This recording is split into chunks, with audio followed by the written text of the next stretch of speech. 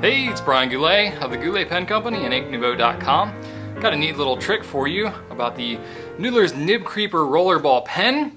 Previously, I believed that the pen mechanism, the piston mechanism, couldn't be pulled out of the pen because it's really, really hard to do.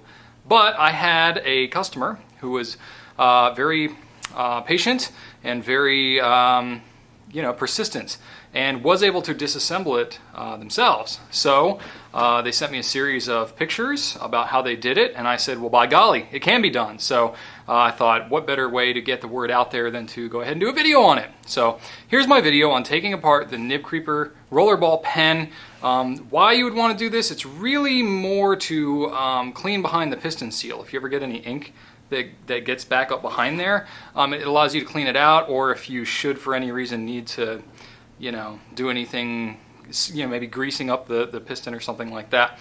But anyway, this is how you take apart your Nib Creeper Rollerball.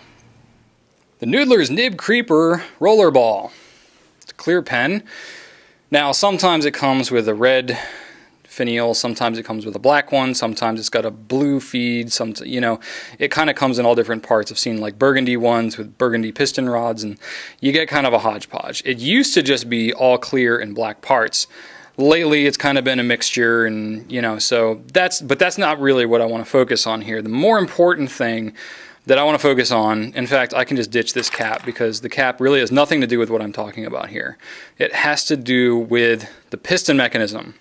Now, it recently came to my attention that you can, in fact, remove the piston assembly inside this pen. I personally never really tried that hard to do it because every time I tried, I always felt like I was going to break it. Now, maybe what I need to do in the future is try so hard that I actually do break it, and then I know that that's too hard. Sometimes I tend to be like, oh, well, I don't want to break it, so I'm just going to kind of go until I feel I might, and then I'll stop. But no, I think in the future I'm just going to try to break it. Anyway, what I'm talking about here is I can tell, if you look up here in the piston assembly, I mean, it's a clear pen, so that helps when you're really inspecting the thing. If you look up here, I mean, there's threads all over the place because the inside of the assembly is all operated by threads. But basically, it's got a blind cap that fits onto the pen like this. That kind of covers up so you don't accidentally undo the piston mechanism while you have it in your hand. That's a good thing. But it's got some threads right here that are made to hold that blind cap on there.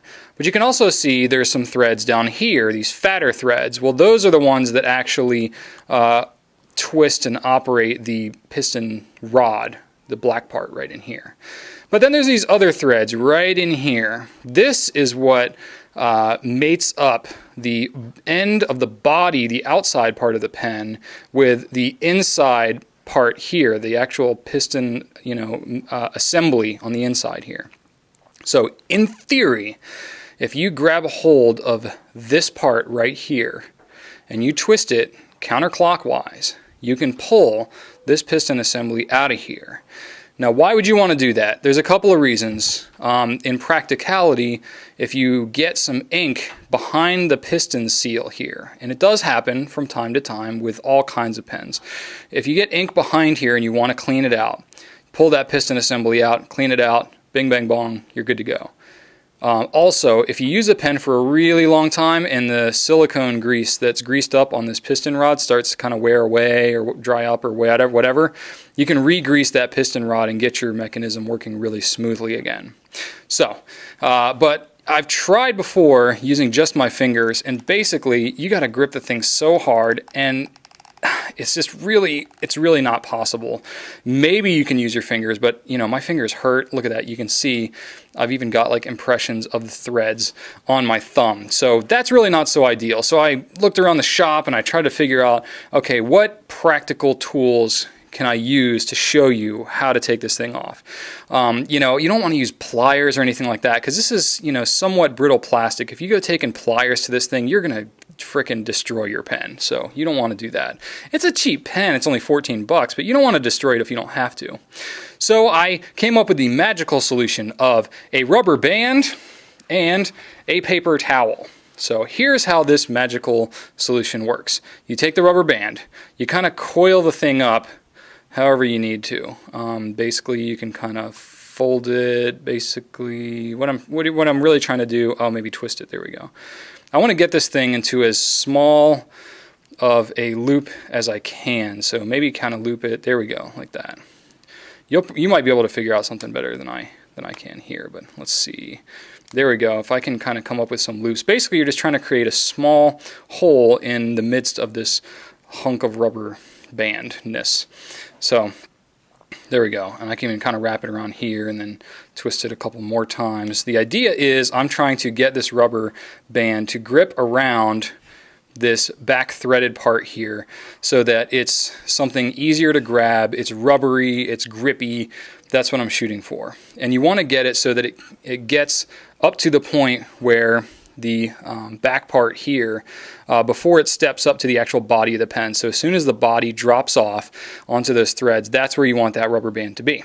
So there you go, something like that. Isn't that beautiful? And then take a paper towel, or you can use a dish towel, or really just any kind of thing. Maybe you don't even need to. You might just be able to get away with the rubber band. But personally, I found that using a paper towel was kind of helpful. It just gives you a little more grip. And take the paper towel and kind of wrap it around the rubber band. Okay, and then that gives you a nice firm grip. Just kind of position it like so here, so that you can grip it tightly, and then give it a twist in a counterclockwise motion. And you hopefully will be able to undo it. There we go. You heard a little crack there. I didn't actually break anything, but what I did was I kind of it's really twisted in there tight, and you got to kind of pop it to break it loose. And once you do, well, then the whole piston mechanism just unscrews right out of there. It's not glued in place or anything. It's just in there really tight. Once you do that, voila, you pulled out the whole mechanism. And now moving forward, you can just screw it back in there. And unless you really over tighten it, I would recommend just kind of doing it, you know, as tight as you need, because there's really nothing that this is accomplishing other than keeping the piston mechanism in place. You don't have to really ratchet it down, but then it should be, oh, see, dang it, I did it too tight. In the future, if you don't tighten it quite as hard, then it's a lot easier to undo in the future. Oh, daggone it, I did it too tight. How do you like that? Maybe I'll jump ahead from this part. Oh, look at that, this would have been much better to do. I should have just write that around there from the beginning. Okay. Bam. Okay. There you go. Unscrew the thing out of there. Now the way that this assembly works in here, it's pretty straightforward. I know if you pull this thing out of here, you're going to want to take this thing apart, because I did that the very first thing. That's what I did, is I said, ooh, this piston rod probably comes out. Oh, look, it does. Oh, I wonder if this part unscrews. Oh, yeah, it totally does. Look at that. Oh, that's so cool. Look how that works. Great. Okay, well, now I have 3 pieces to this mechanism, and I got to get this thing put back together. What the heck do I do here? Well, there's kind of a trial and error here that needs to happen, because you've got 3 different pieces. This part threads in, this little end cap here threads into this piece, okay? And it stops at a certain point. It won't go any further than that. Well, this piston rod is threaded here, and it needs to fit into that piece that I just threaded in. The only problem is, as you unscrew the mechanism,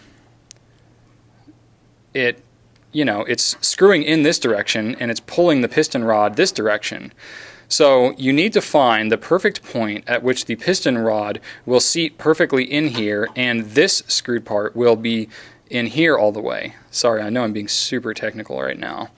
But anyway, the way that this needs to happen, and what I've found is the easiest way, is you take this piece right here, again I'll show you, this piece right here, screw it all the way in, until it won't go anymore. Don't do it super tight, but there you go. And then you just take the piston rod and set it in there. It's not going to go farther at all because the way that it needs to feed through is by tightening it like you just did to seal it in here.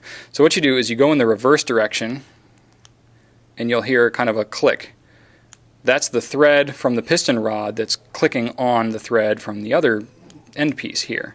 And as you're undoing that, you're unthreading this piece a little bit and allowing it to accept some of this piston rod.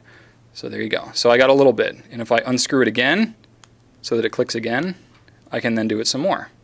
Voila. And you basically keep on doing this until, and because it's clear, you're easily able to see this, you want to do it until this part here meets up right about in here, and so that the back part of this piston rod goes all the way into this cap. So I need to go a little bit further, a little bit further. You can see it kind of going down there. Just a little bit more. And I'm almost there. See, I just got a little bit more. One more. Voila. That's perfect. That's just what I want. And then all I need to do once I've reached that point, maybe I can throw a little silicone grease on here. My battery's about to die on my camera, so I'm not trying to do that. But then just thread the thing back in there until it's, hand tight. And then there you go. Perfectly operating piston rod again. And then you just throw your blind cap on there and you're good to write. So there you have it. I feel kind of dumb because this is something that I should have known for the last, 2 years while this pen was out. But it just goes to show you that we all have something to learn. So anyway, glad to pass my knowledge on to you. If you have any other tips that maybe I haven't shared yet, feel free to email me at brian@gouletpens.com. Thanks for watching, and write on.